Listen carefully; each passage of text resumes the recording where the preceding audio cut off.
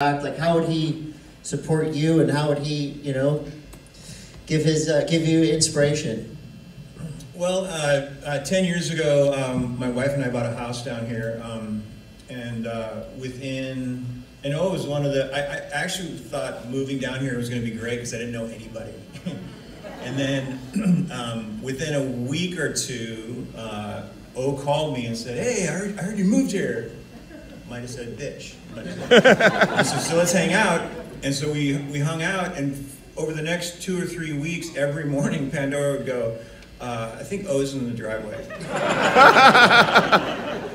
And so I actually sat down with him and said, "Man, I love you so much. Like, I love hanging out with you because we'd paint together, we'd skate, we'd play music." He just had an energy that I couldn't keep up with. So I had to sit him down and say, like, "I love you so much, but like, how about 2 or 3 times a week, like, you show up in the driveway?" And over the course of the last 10 years, he was one of my best friends. And I'm sure there's 100, 200, 300, 400 people in here that say the same thing. But he really connected me to so many people down here. I love it down here. Like, growing up as a Montana kid, like, I dreamt of Del Mar, and I dreamt of, like, going to the beach and surfing and skating and the whole thing. So I am forever grateful to O for just laying out the red carpet every single day for me. So. And one of the last times I talked to O, he was very excited, and I don't know if it's a secret or not, very excited about some music that you guys may have been making.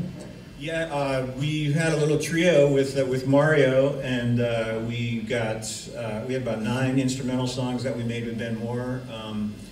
That we finished 3 of them, and 2 of them are on a single that I think is kind of floating around a few places here. You can get a copy of it, called Power Pause, had the skate influence, and it just seemed like it was like an O type thing. Like, if somebody could shred a guitar, they had power pop. It was kind of a word that he would come up with. But yeah, it's. I feel so lucky to have done it, and yet I'm so sad that we didn't get to finish it. Hell yes.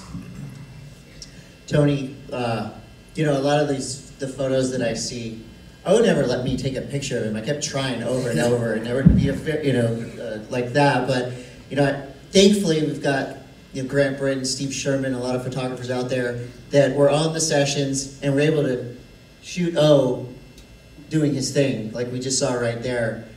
Unbelievable. In my research for the article I did for Encinitas magazine, some of these photos that would come through.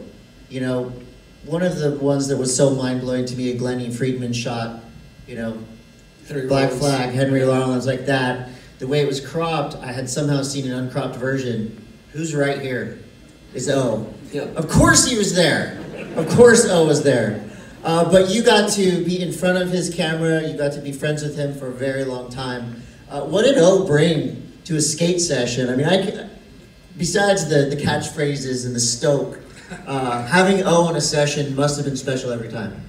But I think more importantly, he was the great connector. He would just bring different crews together. Where I skated with people because O was there that I may have never gotten in contact with or seen in the wild.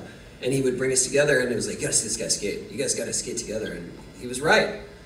And it was always just a lot more fun and a lot more diverse. But I think that through all those years, especially like the Henry Rollins photo, it's like O was our Forrest Gump.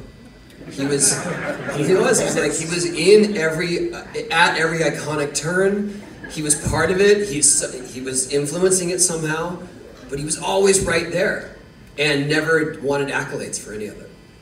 Yeah, did not like those accolades. And he would hate this. Oh, he would hate it. He would hate this.